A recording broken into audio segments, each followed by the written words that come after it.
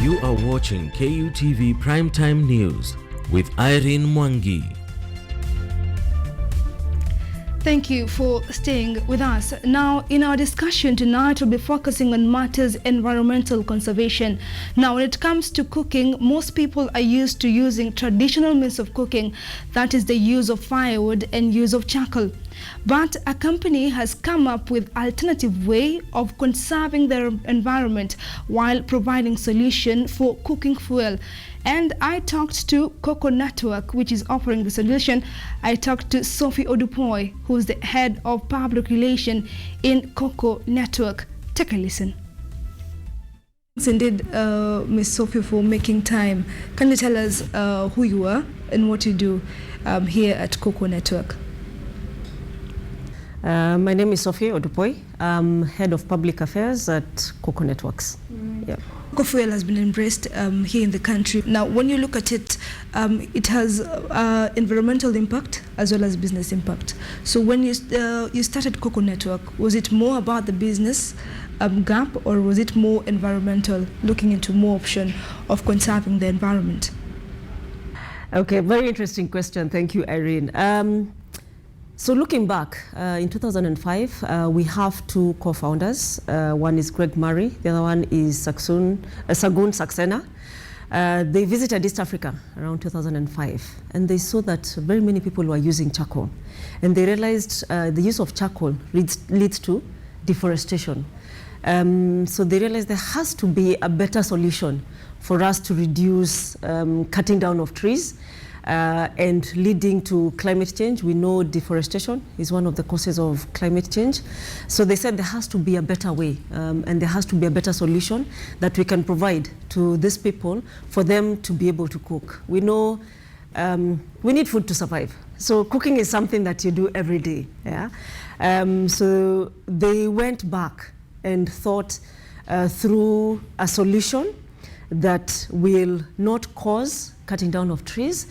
So it addresses the issue of environmental impact, but also these people use charcoal because it's cheap and it's easily available. So they thought, can we find a product that balances between being environmentally friendly and being affordable? So it was a dual need. It was not one overriding the other. So that was the thought process. So that's when they went back and said, how can we address this problem? When you look into the supply chain infrastructure, it's more technological. It involves ATM and refueling of the canisters. What has been the uptake in terms of embracing the technological aspect, given that, you know, technology is a new thing and you're moving into the digital world? As our co-founders were thinking through the best way to get an affordable product into the hands of our consumers, they realized, as I said, it's first it has to be technologically based because it needs to be sustainable. It needs to be affordable. Secondly, they realized developing a value chain where you supply the product using a single-use plastic makes it very expensive. It's not sustainable. And remember, plastic is also not environmentally friendly. So they said, how about if we use the existing infrastructure? If you think about it, companies like Vivo, who's our partner, they already have a supply chain infrastructure in place because they're already supplying fuels. So we said, how about if we take advantage of their underground tanks, which they're not using? So in this thought process, they developed the partnership with Vivo. So we are able to supply our bioethanol to Shell-branded petrol stations, then take the fuel from the petrol station to our Koko point. And the Koko point is at the shopkeeper.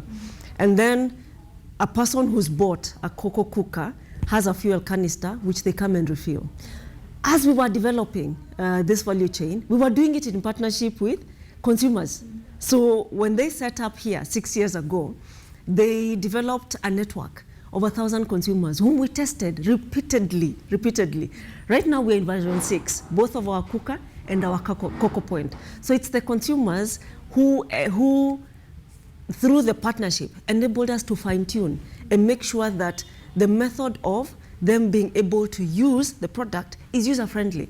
So we've made sure that a consumer is able to understand how the product works, and when they go to refill, First, when they go to buy at the agent is well briefed. So any questions they have, they can be addressed.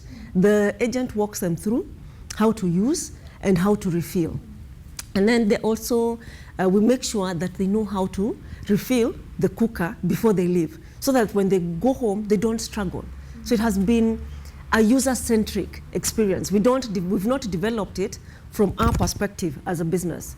We've developed it from the user perspective, so that it's easy for you. Yeah? If you look at the canister, it's very easy to carry. You just put it on your shoulder, you walk to the shop and you refill. Parents are even so comfortable that they send their children. The child just goes, yeah, refills at the Koko point. Remember, at the Koko point, it's an account, which is you use M-Pesa, yeah? So the child does not need to be given money. Yeah? They just go, dock the canister at the Koko point. It has a chip. So immediately it recognizes, hello, Irene. Yeah? It's connected to your mobile number. Then immediately your account appears and it tells you, you have 200 shillings. How much do you want to refill? So, Sophie, what are the key advantages of using the bioethanol stoves, not only at the household level, but at the commercial level?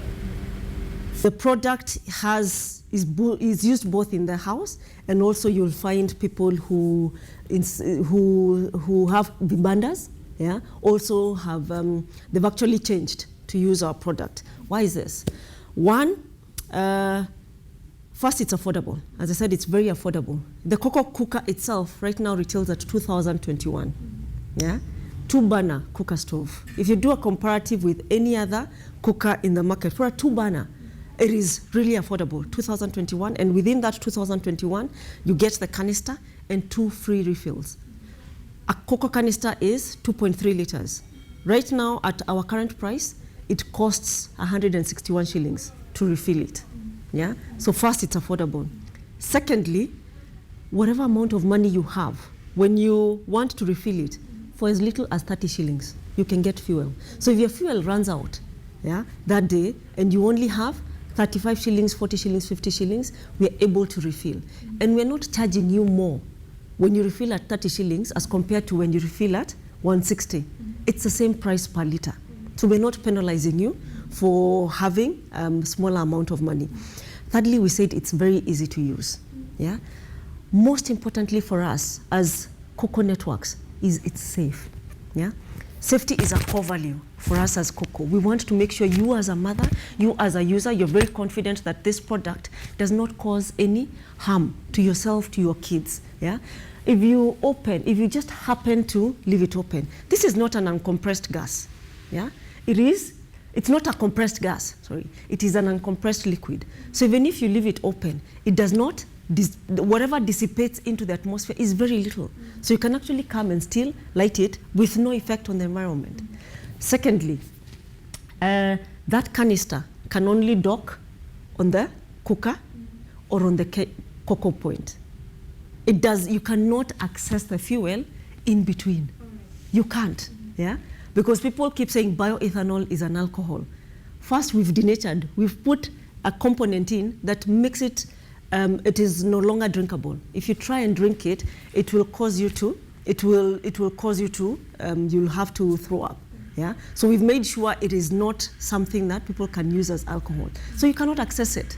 Yeah?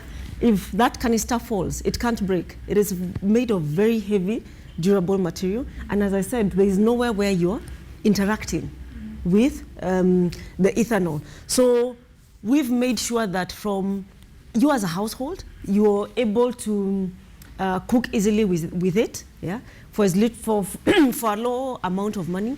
It's not like when you're cooking with charcoal. What has been the market feedback from people who use it on a day-to-day basis? What have you been able to observe during this time period that you have been in the country, and how the uptake has been at the market level? I think the best feedback for any product is how fast you sell. Yeah. So our structure has been truly, we endeavor to have a one-on-one. So because of how the product is used, it makes more sense for me to talk to you one-on-one, but the awareness we create through mass media. The feedback has been awesome.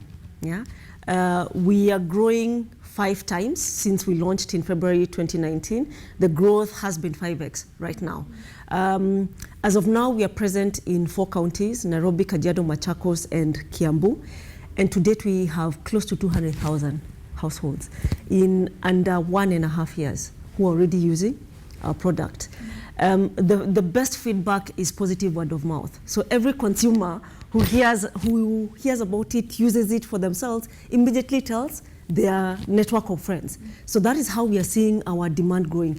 They said, one, it's because of its affordability. They've never seen a product that is user-friendly, it's pocket-friendly, it's environmentally friendly at the price that we are giving. Yeah? So this is what is motivating them to take it up. We have in place a customer care center, so people are able to call for free. You can actually call and give feedback on how the product has been for you, and also get support. So we have an increasing number of consumers who just call us to tell us, e-product ni sawa kabisa. You know, more importantly is also people asking us, when are you coming to our county? Because right now we're only present in 4 counties, so they're saying, when are you coming to my county? We have a plan to expand to the rest of Kenya and eventually East Africa over the next 2 years.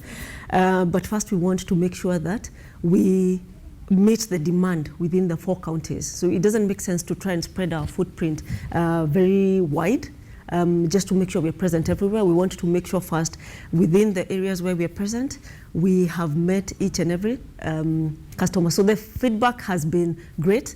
And for us, we're not lying on our laurels. We are perpetually updating. Yeah, we are listening to our consumers when they say, how about if you do this, how about if you do it that way, and we're listening to them. So keep your eye out for the next upgraded version of the Koko cooker. Since the inception of the Koko fuel here in the country, what has been the impact both economically and also to the environment after you've done the monitoring and evaluation? So one is we've reduced pollution. For every consumer who changes from charcoal to ethanol, we save 5 tons of carbon dioxide emitted into the environment per household per year. So just translate that to all the people we have about close to 80% of households in Kenya who use biomass, so either are using charcoal or firewood. So imagine if we transitioned all these households to using bioethanol. It will enable us as a country achieve our goal of greenhouse emissions.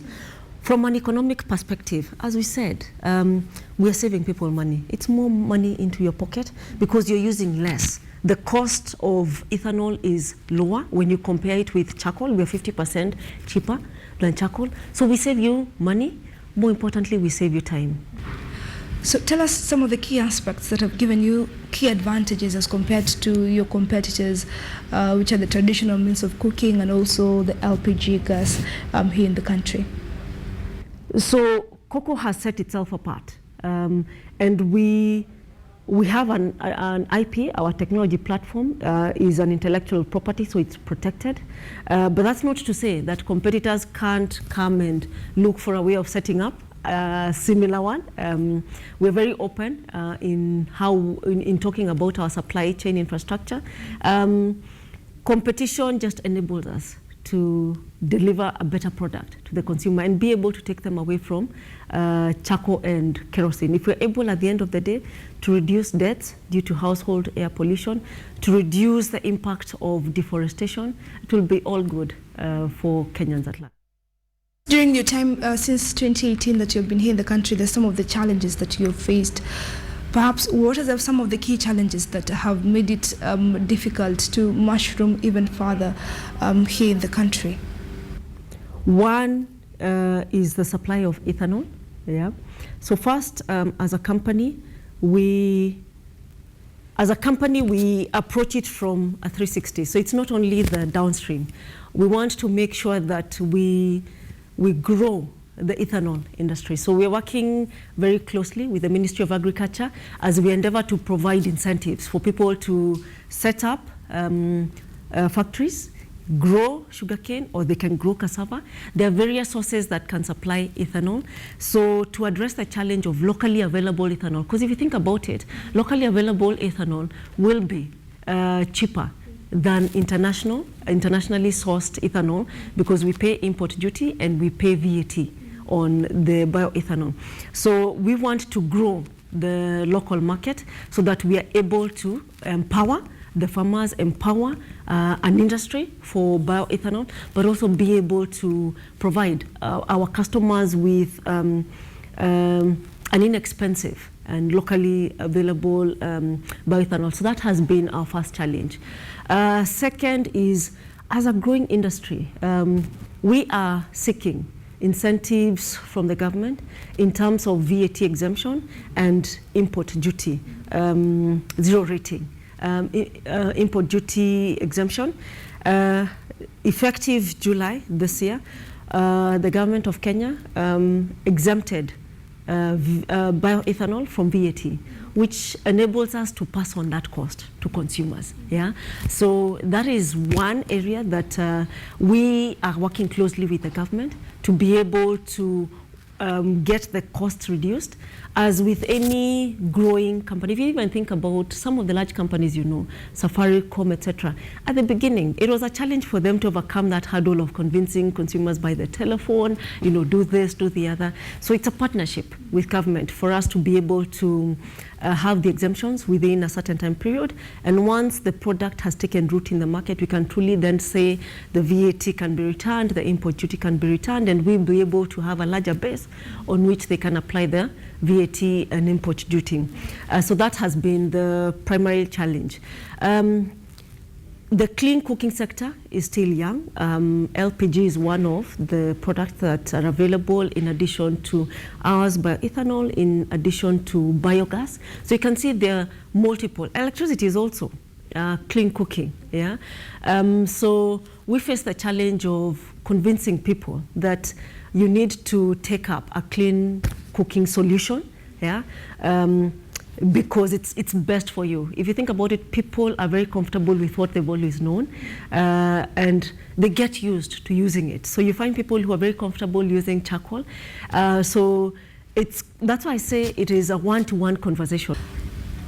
I know you've mentioned the issue concerning the government looking into the VAT, but given that the government has been advocating for environmental conservation and Koko Network has come up to come and sort of help in sorting that gap in terms of conservation of the environment, have you received any support from the government in terms of policies, regulations, and even giving you a conducive environment to offer your commodity to citizens here? I think we've seen a lot of support from the government. We recently launched ethanol cooking fuel master plan, which the government has endorsed through the Ministry of Energy. And it's a master plan that outlines what it takes. It shows the government what would it take to set up ethanol cooking fuel industry within the country. What are the costs of setting up a cassava-based industry, a sugar-based industry? What are the cost differences? Yeah, what are the policy changes that would need to implement to set up this business? We know the government through its Vision 2030 and specifically through Big Four agenda, agriculture is central, manufacturing is central, and in our conversations, both with the Ministry of Industry, with the National Treasury, with the Ministry of Agriculture, with the Ministry of Energy, they've all bought into this, yeah? And we are in conversations to put in place the policies. The process of putting in place policies and the regulations to implement those policies is not short. Yeah, so it's a journey that we are working together. We are very glad to be partners with the government. They frequently visit us here at Babadogo, and we walk them through how our setup works. So we are hoping that within the next 2-3 years, we will see the fruits of this labor, the fruits of this journey, and be able to have policies in place that enable farmers to see the value in growing cassavas, in growing sugarcane, specifically for ethanol, and also see the value in setting up these industries, but also we are working closely with the Ministry of Industrialization, because remember, for the Koko point, it's an additional revenue stream for the shopkeeper. Yeah, so we want to make sure that the incentives are in place to make sure that shopkeepers are not see the value and see the benefits of setting up this additional stream. So as we gear up towards Finance Bill 2022, we are engaging again the ministries as they seek to put forward their proposals for how we will finance the budget for this year and going forward, to continue the conversations that we started. As I said, we've been here 5 years. We've had conversations on and off. So we just want to continue those conversations. We are seeing increasing support because there is pressure. The climate change is showing us. If you see the change in the rain pattern, we are dependent on rain-fed agriculture. So every year they're seeing the value of supporting companies that are anchored on sustainability, that are anchored on climate change. So I think the future is bright, and government is an able partner and is a willing partner. So I think just keep your eyes open. You'll see us launching different policies and putting in place the regulations and implementing these regulations. As you finalize, Ms. Sophie, kindly give us your parting shot, what you love to tell the consumers who are using the Koko cooker, and for those who have not embraced it due to one reason or the other, what will you tell them? Anyone who has not taken up to visit us, visit any of our Koko points. We are, as I said, we are present in 4 counties, and the shops that sell Koko have clear Koko branding. All these agents are at hand and have a cooker to demonstrate and talk to us about your experience. Tell us what your experience has been like, and if there's anything that you feel we can improve on, how we can make the product better. Our doors are always open, our telephone is always open. So any engagement, any conversation you're willing to have with us, we are willing to listen. Right. Thank you.